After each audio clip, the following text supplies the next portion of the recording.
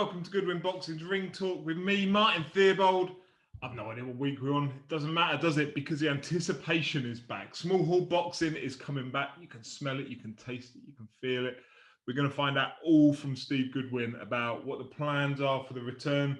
Boris Johnson's given us his roadmap as to when venues can start to reopen. So all you 160-pounders, you ought to start getting back down to 147. All you lads walking around at 180, get back down to 160. Your phone calls will be coming, I'm sure. Steve's going to talk all about it, all about how Goodwin Boxing are preparing. But yeah, as fans, look, brilliant. You can start to anticipate that walk back up to York Hall, up those steps outside. Doesn't matter who you are, if you're fan, fighter, trainer, if you're Steve, if you're Dave the Whip, if you're anyone, those steps outside York Hall, that's when your night of boxing starts. You go through those doors, you know, you've got the reception desk in the front, then you go through the double doors and then the other double doors, and then you see the ring, and behind that you see the staging and the lighting.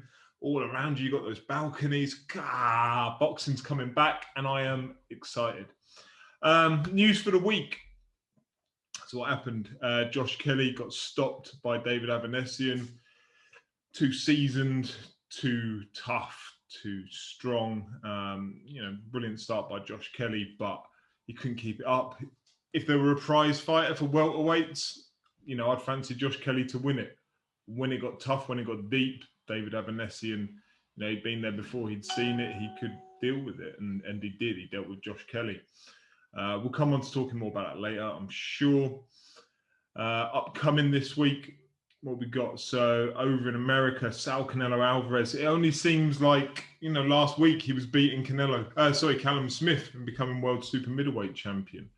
But he's back, and he's fighting his mandatory in Anthony Yildirim.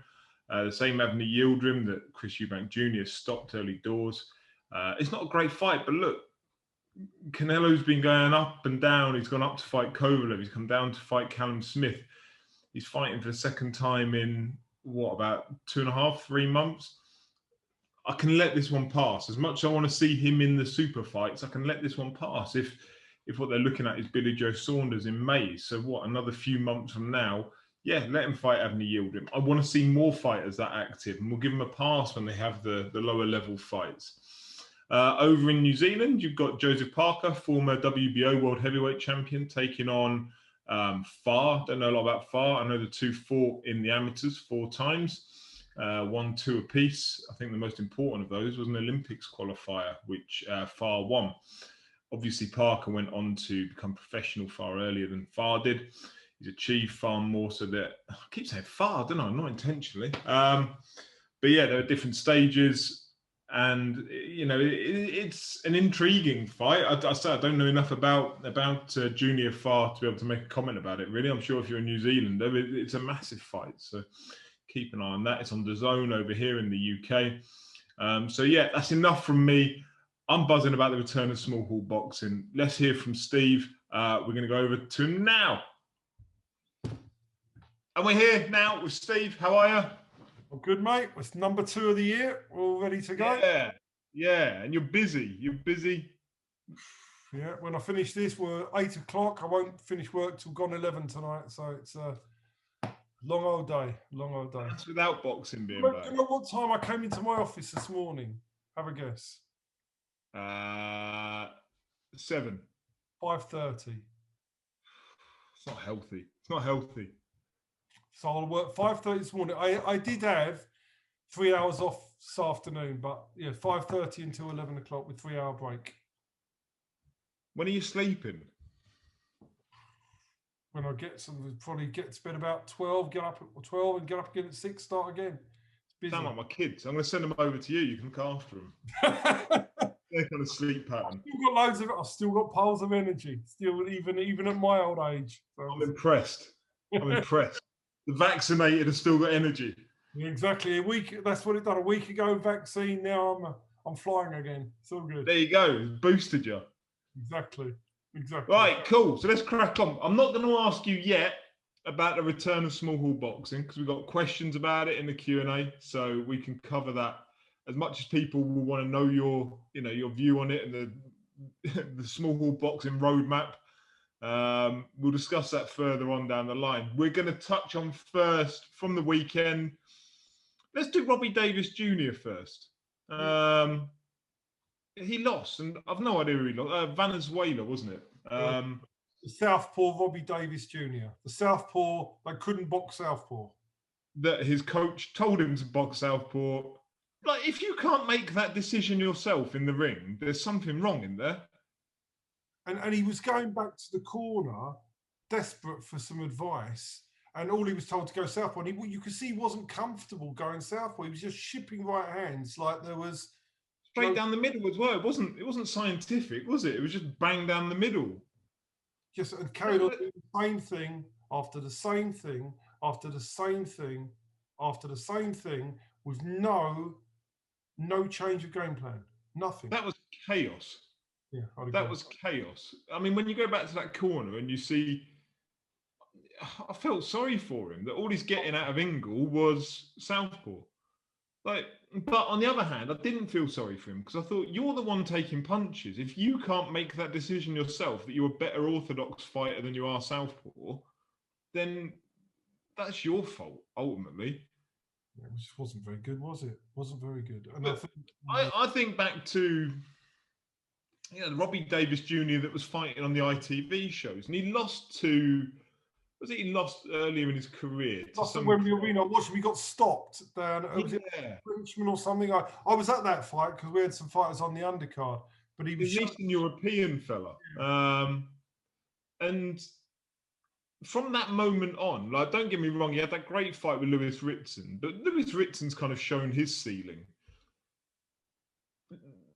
Robbie Davis Jr. isn't a world champion in waiting. He's a British champion tops, which is nothing wrong with that. But don't sell us the narrative that he's bigger than that. And he's, this fight is his step to big things, because there aren't big things. There aren't bigger things than what he's already achieved. No, I agree. And that's fine. Hang around that level and make interesting fights. Make the Ritson rematch, but don't try and sell us. Don't get Adam Smith selling us a narrative that this is his step to a world title, because it's a Mexican that I've never heard of before that has come over and done the business. What do you make to this Mexican influx? I've got a theory. They're cheap. They're cheap. Number one, they'll probably be cheaper than a lot of other nationalities. And if they win, they're building up that Mexican, they're building up their own Mexican stable. So it gives those Mexicans a bit of a platform so they can build up Matchroom in Mexico. And there's been a larger number, because the Mexican link with DAZN has been there for 12 months plus. There's been a larger number since he signed Canelo than before he'd signed Canelo. Yeah. You'd wonder, are these mates of Canelo in some way, that he's like, right, I'll sign with Matchroom, I'll do a couple of fights with you, but you're taking my boys and you're going to take out Robbie Davis Jr., you're going to take out Josh Warrington, give these lads the opportunity, which ultimately benefits them back to that platform in Mexico. Yeah. No, you can see that. I mean, very possibly. I mean, you got to remember, when you're a promoter at that level, you're ruthless. You're ruthless, right? You are literally looking at your global brand to try and work out, and you're not really. That's what you're doing. You're building promoters at a higher level. Build brands, don't necessarily build fighters apart from the super elite that they think that can deliver pay-per-view money. If you look at other promoters who have some exposure at the moment, they put fighters in very hard fights.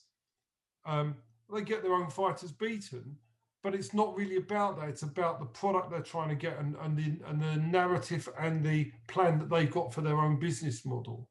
So do I blame them? Probably it's up to them. That's what they want to do. But that's what it is. And fighters get caught up in it. And a lot of fighters get beaten and their careers don't go the right way. But, what can you, this is boxing. This is boxing. And ultimately, as harsh as it may sound, and I don't mean it to, Robbie Davis Jr. is a disposable talent within Matchroom. Yeah, because he's not going to deliver pay-per-views. He's not going to be chief support on a pay-per-view. He's a regular Sky fighter when Really similar to what Sean Dodd was, really. Yeah. A fighter which he'll use, then he'll put him in the away corner, then they'll lose the last couple of fights using their name.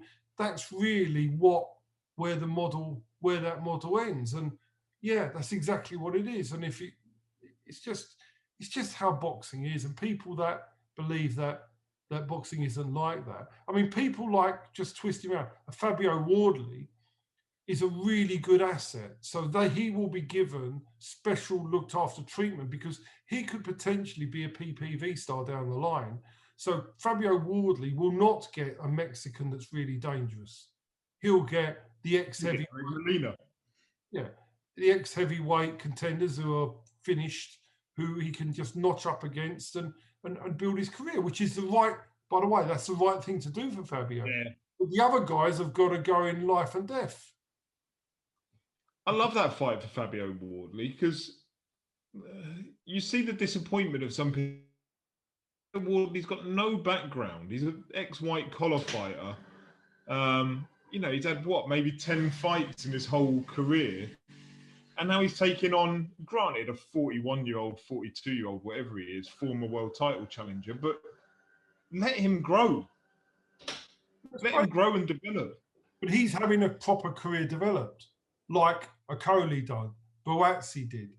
These other lads, it's not, they might. I mean, do you remember, and I'm going to come on to this in a minute, Ryland Charlton having a big announcement, I've signed with Matchroom, right? With all due respect to Ryland Charlton, he's a tough guy, and his manager, Dan Naylor's a nice guy. But come on, really?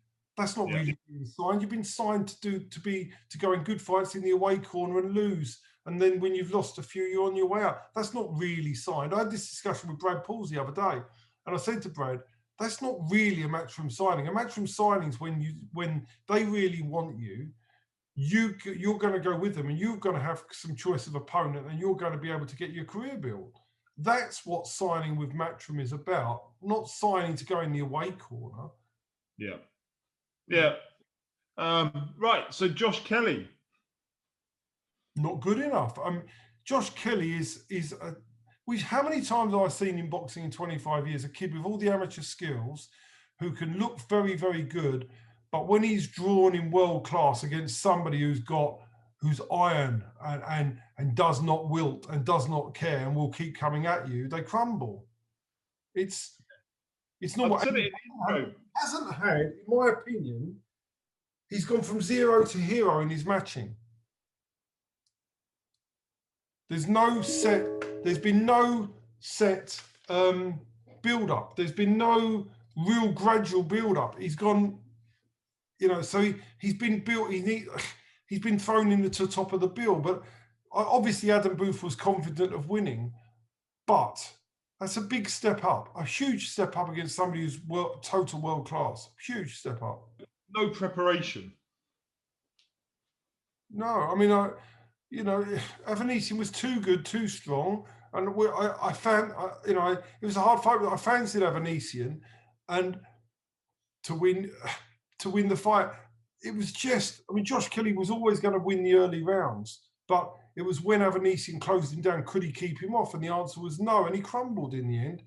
And I don't think you'll ever see, this is my opinion, I don't think Josh Kelly will ever be world class now. I think that's done him.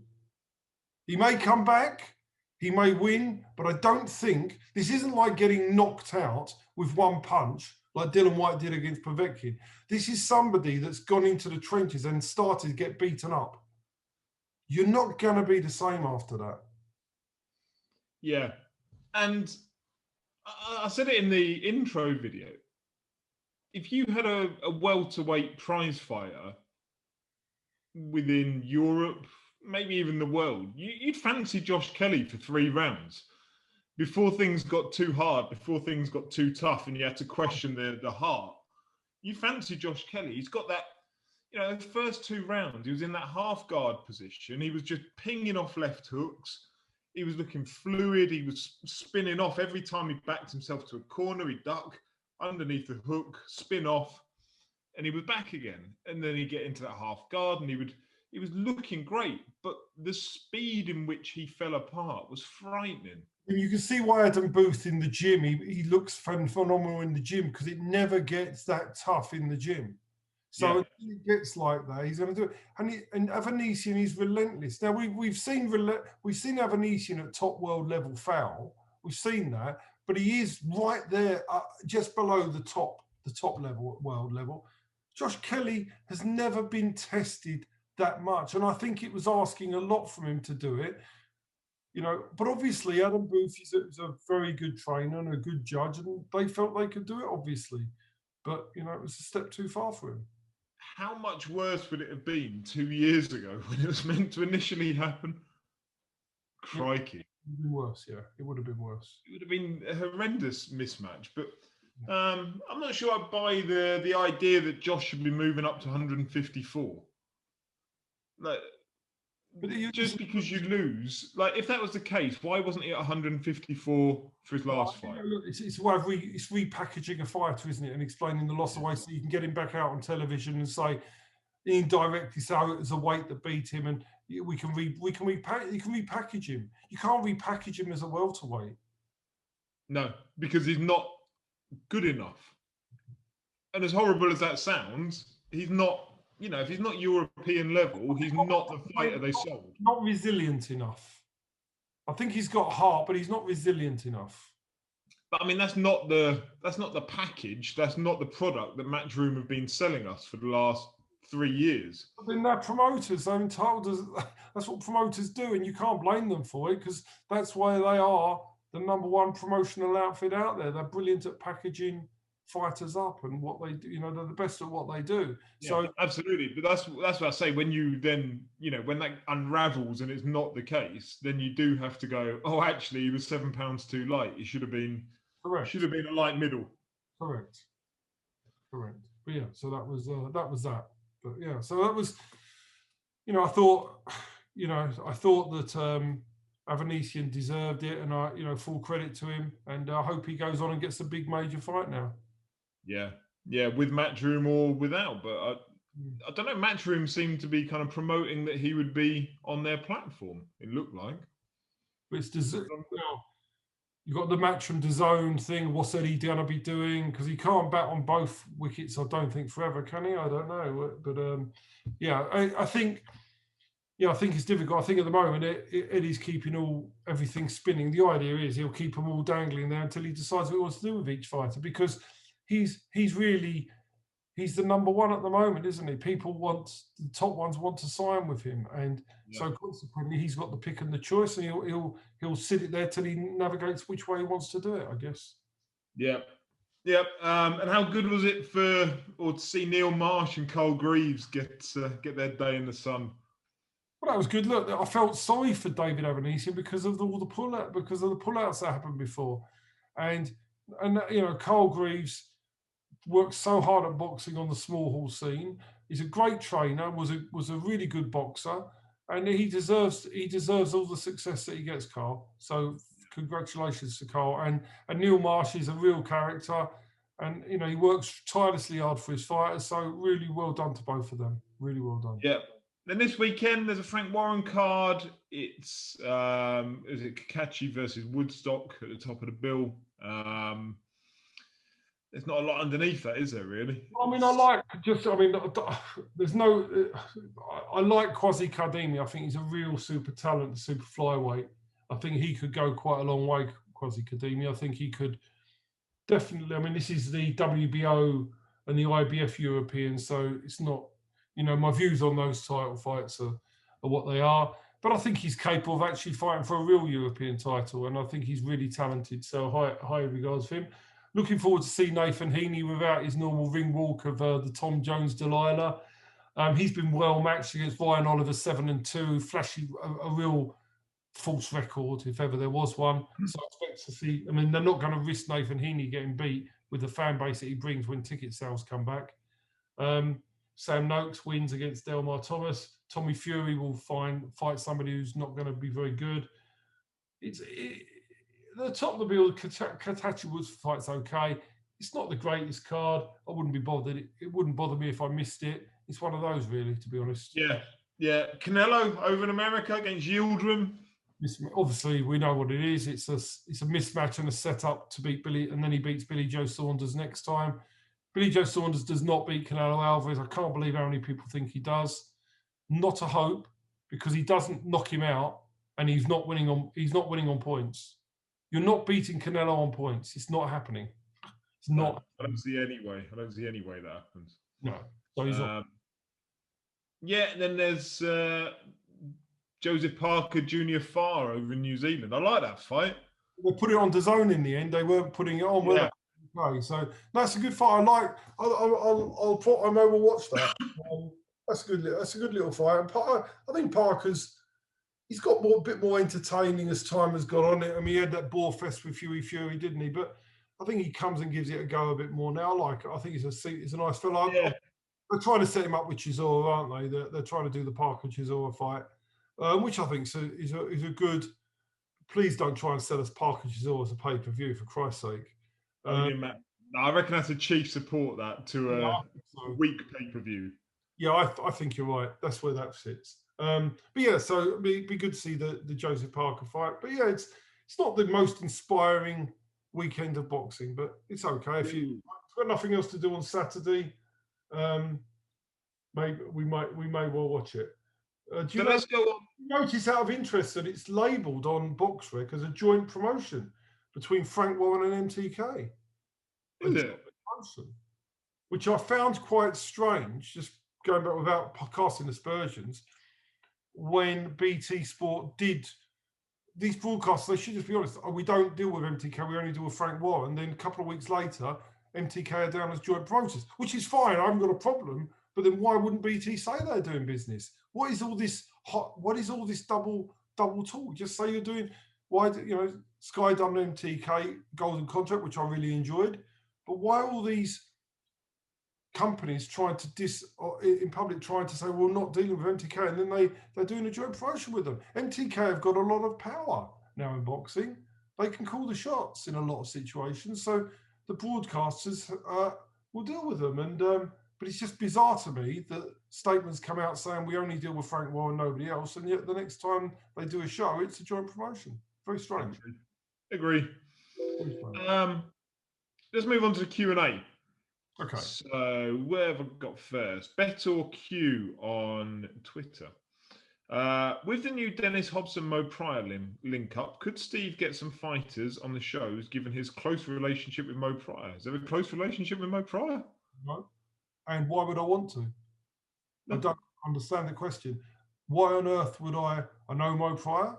But there is a relationship, isn't there? I mean, it's not that you're anti Mo Pryor. It's just that he's another promoter in the sport. And what does that bring? What does it bring? It doesn't bring anything to me. Now, if you were talking about forming an alliance with Eddie Hearn, that would be slightly different. But absolutely not, of no interest whatsoever. And I don't see. So I don't know. I mean, with all due respect to Mo, he's had more partnerships in boxing. Let's leave. Stop that. No, he's had loads. He teams up with Mickey Elliott. Yeah. God rest his soul when he was alive. But Mo does that. He does a lot of amalgamations. He done it with the Warren, Alfie Warren. So Mo just does a lot of stuff together with people, and that's his choice. Yeah. We prefer to control everything we do and build our fighters and not have to compromise our fighters' positions by putting them on other people's show with their fighters. This is about building our fighters towards TV dates and bigger money, and that would not. I don't see what that would do. If we were offered a fight that was for good money and I thought my fighter would win, we'll take it. But I've got no interest in collaborating. It makes no sense. Yeah. Now, the next question I'm going to ask of his, but there are numerous ones, so I'll reference them as I come through them. Now shows will be allowed given June 22nd onwards. Is there a provisional schedule? Yes. What we will say is we are committing to 3 Saturdays in September, which we already have booked. The 2nd, 3rd and 4th Saturdays in September we have booked at York Hall. Various promoters are running them. So they are our definite dates. We have another date booked in July, but that would be, I'm not convinced that boxing will be really ready to go full pelt in July. And what I mean is by that, boxers would have to start selling in April, May. Yeah. Are people going to feel confident about buying tickets? I think you're going to get people that go with these shows that will set them up and cancel them, and boxers will train for nothing. I think there's going to be, and you know the culprits of that. I don't have to tell you who's going to do it. I can give you a thing now, put it in a bank vault, and I bet you £1 million they do it, and the show won't happen. So we've got a date booked. If in May we think it is fairly sure that the board are going to relax their rules, that it is pretty sure we're going to be let go, then we will run a show in July. If we don't feel confident that our boxers are not going to train for nothing, then we will run with our September shows. We've also got an October date in Plymouth booked, and then we've got several shows booked towards the end of the year. So what we can say is we're fully ready to go. We've had the dates booked in September for a long time, and that's why we're ready to rumble. We've got 3 Saturdays in September in York Hall, fully ready to operationally go and get our fighters out and have 3 back-to-back bumper shows at York Hall. And people can buy tickets for those now, can't they? Well, they've been on sale since Christmas online, because that is when I forecast that I thought we would get back. So I think and I'm not blowing my own trumpet, but I think I'm probably the one from the start, the get-go, that has been the most realistic and has been right about timescales. I said March was early. When we got to March, I said there's a possibility of June, but I thought it would definitely be September. June, we can't, because of if the variant hadn't come, we would have got June. So we haven't done, but we've had the dates ready for our boxers, but you've still got to have a lead in. Our boxers have got to get medical. They've got to get fit. We've got to get the journeyman in, especially when the Europeans, it's going to be more difficult to get them over with the Brexit situation. So from our point of view, I think September is really realistic to come out with a bang. And I know boxers are going to want to go beforehand, but we're not in this business to have full starts. Yeah. So that links to a question from Raheem Noble. With the government declaring about indoor events, is there a chance you'll be looking into a small hall show for May? In May, you can only run about 500 people at your call. So the thing is that Raheem, you're a very intelligent man, and if I said to you, we can run a show and lose 10 grand, would you do it?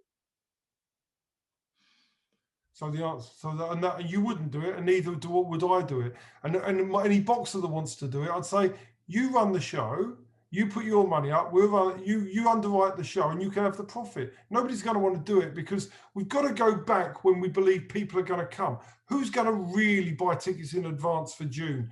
People are still going to be scared. Some people are going to be scared. And you've got to remember, not everybody is getting vaccinated until July. If you run September, then everybody in the country on the current timescale is going to enter a boxing arena and have had the chance to be vaccinated. So you really can go with a full pelt. I can imagine doing a show in June, July, and boxers going, I would have sold 150 tickets, but I sold 30 because of COVID. You can see what's going to come. So you'll end up with promoters that only run shows if they're going to make money, pulling shows. Other promoters that have other means of and don't care about losing money may run a show. Other people with ego who want to be the first one out to do a show and don't care if they hemorrhage money, they might run a show. But we're not here to do that. We're here to deliver sustainable events for boxers when we are sure that the event will go ahead. But like anybody that's sensible, we do take a reserved position and book a show just in case we think we can get one out. But obviously, if we do a show in July, not everybody's going to get on it. It's only going to be for boxers that we know are reliable, trustworthy, that we know are not going to let us down on ticket sales, that we know we can trust and not going to pull out with an injury last minute. So it will only be for very selected boxers. So the majority of our fighters, it will be September. Cool. Castella King, I'm intrigued to see your answer to this. Morning, Steve. Due to his recent success, any regrets on not extending Florian Marku's contract? Right, it wasn't a case of ending his contract. So let me tell you about Florian, who I have the greatest respect for. He's a man that came from Albania, went to Greece, You know, he's lived his life over there. He's now resettled himself and his partner over in the UK. So I have a lot of respect for him. So when we took him on, nobody knew who he was. So we built up his profile at York Hall. We'd done everything that we could do. I think when you said nobody knew who he was, nobody English knew who he was. We had to help to build the whole thing to get him marketed. But we had a contract that ran for a year because he's not a British license holder. So with Florian, we said, look, we'll do this for a year for you. We'll see how we go. So we built him up. We then got him on Ultimate Boxer on Channel 5, I think it was at the time. And we then got to a stage where we were offered a contract by Eddie Hearn. So we had the Ultimate Boxer fights there. We had Frank Warren wanting to do a deal with him. And I had Eddie Hearn offering a contract. So we created everything. So we got to, I think it was September. And I think I met with Florian at services on the M25, South Mims. And Florian was going how amazed it was with what we'd done for him. And he was really happy. And he'd never, you know, he could never see himself not being managed by us. It was wonderful. And I remember going away, I think I went to Turkey on holiday. And then when I came back, Florian came to the office and he said, I've decided that I want to move on, if that's all right, when my contract's up in December, which is perfectly fine. He said, I've got one fight left on the contract, which I will honour, and I'll pay you. So I said to him, don't worry about it, because you've been honourable all the time. And if you really want to go, and there's something better for you on the horizon, then go with my blessing. But go now, because I can't give my heart into doing the next fight if I know you're going to go afterwards. And it wasn't about the money for me. And he's a lovely bloke. And to be honest, all that happened was he signed with somebody else, and all the contracts that we had all in place were just taken. So it was all done. So the person that came in and took it over, it was already done. The deals were already there and in place. It was just the fact we hadn't decided which one to go with. So nothing, I mean, and when he left, it was all about he was going to be a worldwide star. Well, he's just done the same contract that we'd already set up for him. But that's okay, because every boxer has a decision to make. And that's it. So it wasn't the fact that I didn't extend it. It was the fact that Florian decided he didn't want to go after the year. That's his choice, and I wish him all the best.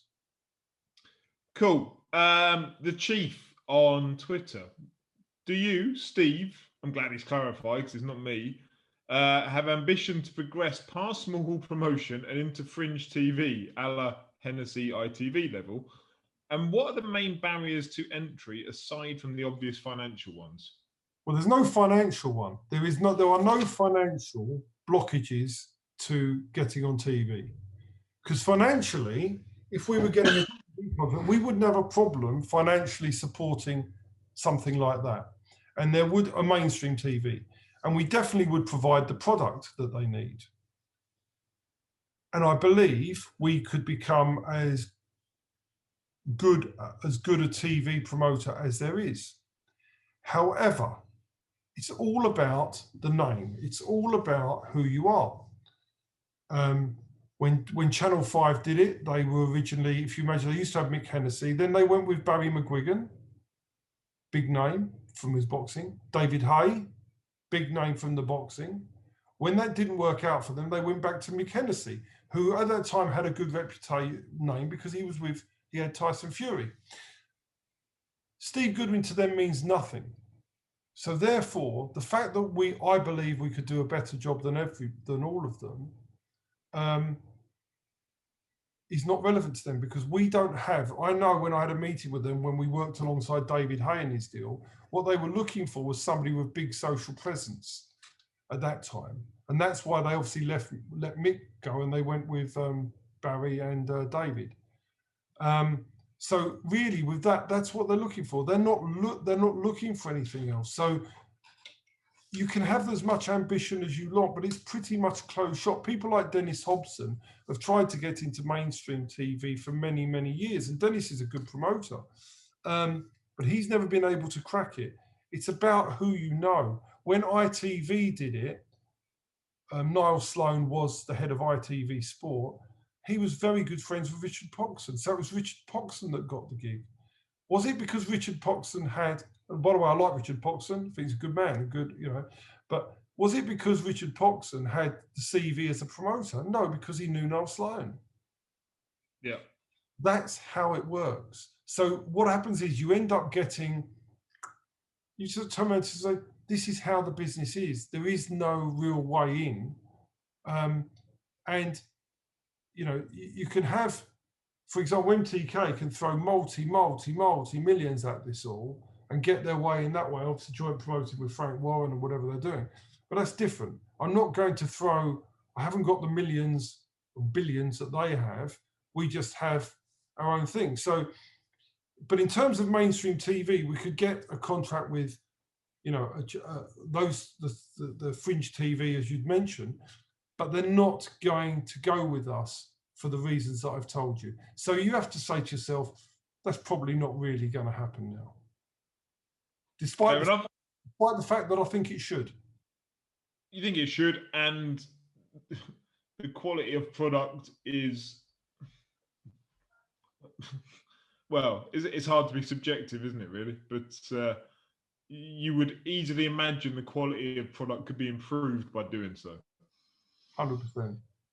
Tim Brown on Twitter, he's got numerous questions here, so let's fire through them. Quick fire ones.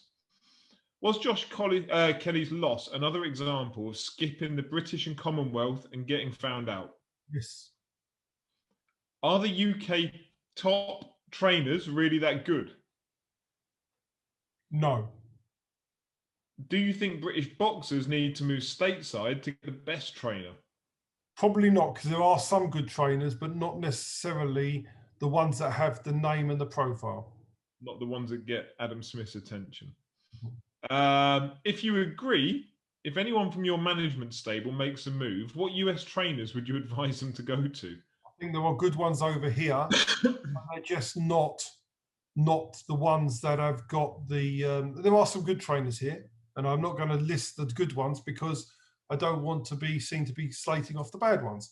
But there are plenty of good trainers here, plenty of really bad ones as well. But I think you can get some very good training from people that are from trainers that are really, really good. But if somebody asked me who the trainers that I've dealt with and who I thought was good and who I didn't think were good, people would be very, very shocked at my observations. I think you know that. But I'm not going to say that on here because it would go and listen. People go and listen to the latest 2 episodes of Highfield Boxing. So my friend Terry, Steve's friend sometimes, adversary sometimes, Terry. He's just done he's always a friend, but we'll have a difference of opinion. Sometimes there's friction. He's just done 2 episodes back to back about the state of UK coaching and cites exactly what you've just said about the fact that not necessarily, as soon as somebody loses, everybody goes, go to Shane McGuigan, go to Coldwell, go to Adam Booth. And actually he's done a whole over an hour's worth of content about the fact that, and talking about exactly that thing, that it doesn't have to be somebody who's got the headline. He cites Sonny Edwards, and Sonny Edwards trained by Dalton Smith, isn't it? And like Dalton Smith doesn't get the headlines, but that's a relationship that works. And it reminded me of when you partnered Waddy off with Terry Coulter. Terry Coulter, who outside of the Southeast boxing community know Terry Coulter? Terry Coulter is one of the country's most outstanding trainers, and yet nobody knows who he is. It is mental. Yeah, I would trust Terry Coulter to take a fighter to a world title if he had the right ammunition. Yeah, he took Waddy, from some would say failed talent through to Commonwealth champion and British title challenger. And unfortunately, it was probably a little bit late in Waddy's career at that point. Correct. If he'd have had Waddy from earlier, who knows? Brilliant trainer. And there's others as well. Yeah, I say that's just the one that always springs to mind when you partnered those two off together and it bore fruit. That's my job as a boxers manager. I try and make sure boxers don't listen sometimes because you can't help that. It's just what they are. But I would always try and find the right trainer for the boxer. I've got plenty of my boxers that are with the wrong trainers, but they're happy. So that's not my bit. I'm not somebody to try and cause disruption between boxers and trainers. I'm there to advise if they're not happy anymore. Yeah. I'm going to give this one a mention purely because it's Shaz and I've got a lot of time for Shaz. In line with Boris Johnson's announcement, can we have a provisional date, please, to look forward to when we can be back at your call? So I think we've covered that. Saturday in September for sure, barring a disaster by the government. And I think that is 70% going to be the first date, although we could have one beforehand. But I think I would think it will be. I think it'll be then. But then it'll be 3 Saturdays in a row, and it will be an amazing 3 weeks, and it'll be great to get back and see everybody. Whatever it is, Shaz, I look forward to coming and sitting next to you, shaking your hand, say hello, give you a hug, and yeah, it's that boxing community side of things that I think you've missed as much as sitting and watching the fights. Is all the good people that are around it. I'm saying there's a lot of. We spend some times on here, and there are, saying things about the bad people and the scummy but there's some wonderful people on the periphery of boxing. People like Shaz, who I think I've got all the time in the world for. He is a really good man, and there's some really, really good people in the sport on the periphery. It's just when you get more into the sport, it gets it's mad, isn't it? It's mad. Simon Thompson on Twitter. What would be the first fight back on a show? Go on, if you could pick from your stable.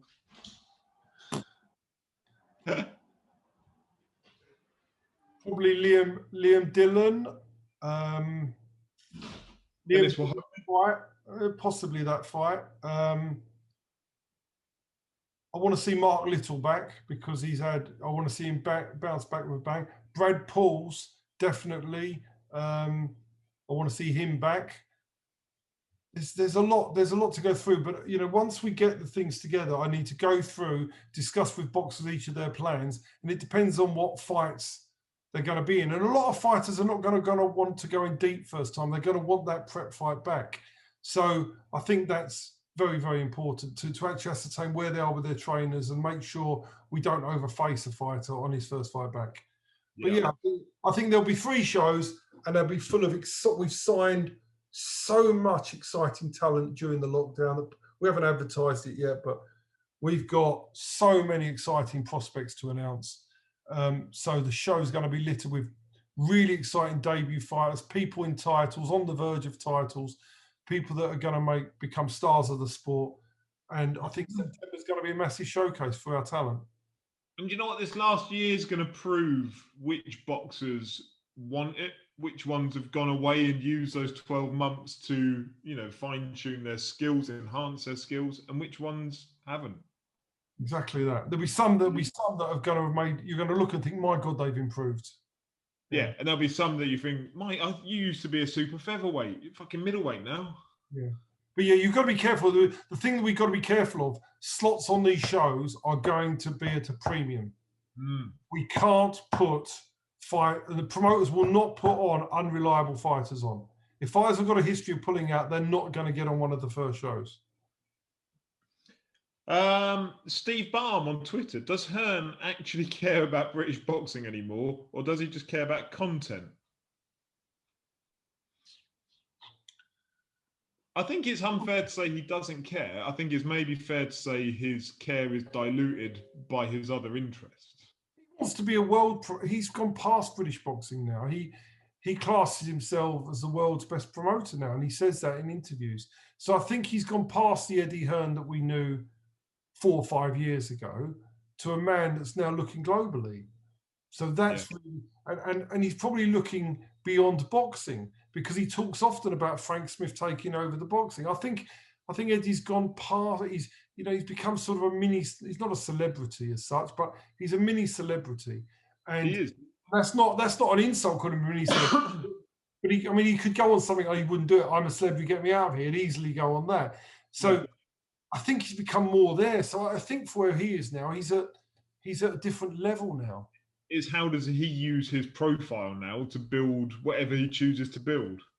Exactly that. And he's done a brilliant. Listen, he's a brilliant pro. He's done a brilliant job. And when I say profile, what I actually mean is his profile wraps a lot of other things around it. His skill set is his profile. Absolutely. He's done a great job, and he's took promoting in the UK up to a different level. Say he doesn't care is probably unfair. I do think he cares more about certain fighters. Let's put it that way. I think that's really fair to say. Yeah. Plus, do you think he will continue with Sky? I think he'll go what suits him best. I think it depends on whether DAZN will tolerate him running the two simultaneously, and whether Sky will let him run the two simultaneously. I don't think Sky would want to lose him. I definitely don't think they'd want to lose him, because who replaces him? But will they have it? If DAZN are coming into the UK, then he's got a real problem. I can't see him running two models, but who knows? It also depends. We mentioned earlier about, say, for instance, the Mexican fighters coming over here, and the two that have been successful in consecutive weeks. If that is genuinely a friction point whereby you're trying to build a product over there, but in doing so you have to damage the one over here, Sky are going to run out of domestic fighters to be able to churn through anyway, or Matchroom will. So it's going to be an interesting 12 months. Yeah, I mean, I think, listen, I know one thing's for sure. He'll make the right decision. Yeah, for Eddie, I'm sure. Yeah. Which is all that he's bothered about, any ultimately, which is fair enough, as anyone is. You blame him? I mean, Sky using him for content. His boxers are using him for the money. Boxers flip between him. They might leave him, go to Frank, go from Frank, go to him. That's how the business is. Yeah. It is. Absolutely. He's looking for number one and to enhance his stock profitability, and that's his number one game, isn't it? His dad's an accountant. They're a smart financial family. It's about the pound note, and I'm not saying he doesn't, but he doesn't stitch people up to get the pound note. He does it with an air of ethics as well. Yeah. Final one, which again touches on coaching. So James S on Twitter: is there a concern that unless we drastically improve the quality of our coaching from grassroots upwards, there's a considerable danger of our boxers being cut off from elite world boxing once Fury, AJ, and Josh Taylor are off the scene? Boxers have to stop. It's the same with a manager, right? I'm going to digress, but I'm going to answer this. I think it's a really important thing. I do not think there are many managers out there in the country that can do the job that I do. There are some that I respect. But boxers, at a certain period of their life, they get attracted by the bright lights and they may not renew a contract with me. Do I think that they actually end up their career with more money and more success by leaving me than they would have got with me? Absolutely not. So most of the time, the opposite. And most of the time, would they have the success they could have got? Possibly. But will they earn as much money as they got? Absolutely not. So that's what happens in the management. And on the trainer side, you get a trainer that I think is a real cracking trainer. And one of these big boys comes along who's got a name, and you see him on Sky, comes along and steals them. And then they have a product that's already been created for them. But they never reach the level that they would have reached if they'd stayed with the guy who was less fashionable at the start. So it's the boxer's own fault. So the grassroots boxing element? It's the boxer's own fault, because they're all attracted by the bright lights, the names, the bullshit, and the smoke being blown up their arseholes. And I'm afraid until you get an intelligent boxer, aka Linus Udofia, who loves his trainer Terry Stewart, who doesn't want to leave his trainer, who Terry is a very capable trainer, not going to be attracted. Brad Pauls is the same with Terry. He forms an alliance with his fighters. When they do that and the fighters stay loyal to the team behind them, the sky is the limit. But And also you've got someone there like Terry Stewart, who creates a culture of excellence within those individuals. So you have, your Sean Robinsons, Linus Udofield, Brad Pauls, that push one another. Each of those wants to be the best in that gym. don't tell me that some of these other name trainers could do a better job with Brad Pauls, Linus Udofield, and Sean Robinson that Terry does. No way in a million years. But would some boxers take the bright lights? Yes, they would. Yeah. And then they would then blame everything else apart from themselves for making bad decisions. 90% of boxers' bad luck is the bad choices they make.